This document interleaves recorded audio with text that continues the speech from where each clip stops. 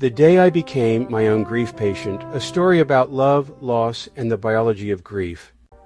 Hello, I am Dr. K. Paul Stoller. 3 weeks after my 16-year-old son passed, I discovered something that changed the way I think about grief forever. Not because I was looking for it, not because I was conducting research, but because for the first time in my career, I wasn't the physician anymore. I was the patient. Now, most people think of grief as purely emotional. I don't. I think grief is one of the most profound biological experiences a human being can endure. And I say that not as a theory, but as someone who has lived it. When my son, Galen, was killed in a tragic train accident, my life split into two parts. There was life before, and there was life after. If you've never buried a child, I hope you never have to discover what that sentence truly means. There are no words that adequately describe it. Grief isn't simply sadness. It invades your body, your sleep, your appetite, your thoughts, even your sense of who you are. People tell you that time heals. I don't think that's quite true. Time changes us, but grief remains because love remains. 3 weeks after the train accident, something happened. A fleeting, erotic thought crossed my mind. It lasted perhaps a second, nothing more, but almost instantly, my grief changed. It didn't disappear, it didn't heal. But for a brief moment,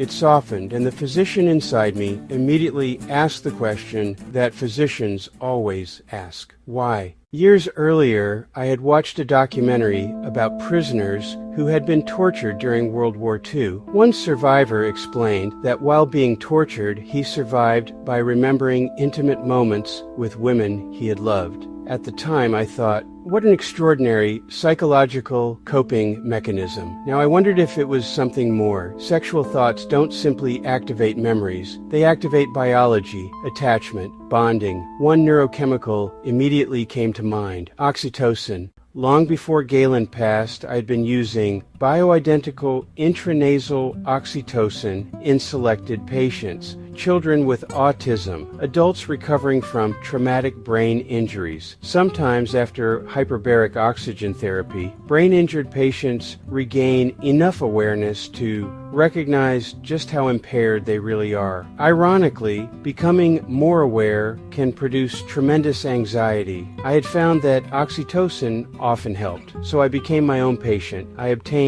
intranasal oxytocin, not because I believed it would erase grief. Nothing should erase grief. Grief is the price we pay for love, but I wanted to know whether it could reduce the overwhelming suffering. For me, it did. On my own completely subjective scale, it was one of the most powerful interventions I had ever experienced. Within about 2 weeks, I no longer needed it. The grief remained, but it no longer consumed every waking moment. Now, let me be very clear. I'm not telling you that oxytocin is a proven treatment for grief. It isn't. I'm not telling you everyone should rush out and use it. I'm not. What I am telling you is that something happened to me that deserves to be studied, because I don't believe grief is only psychological. I believe it is also profoundly biological. Love has biology. Attachment has biology. Why would grief not have biology? That question deserves an answer. Shortly afterward, I created a website.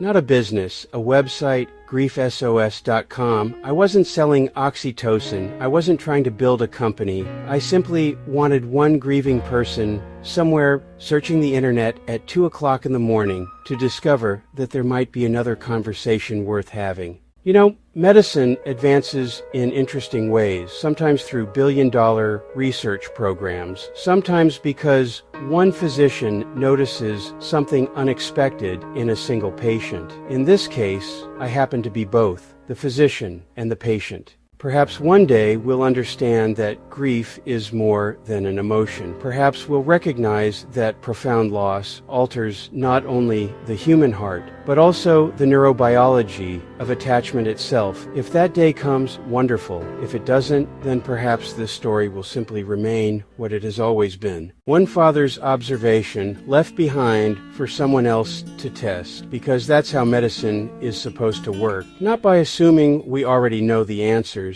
but by paying attention when life asks us a question we weren't expecting. I'm Dr. K. Paul Stoller. Thank you for listening.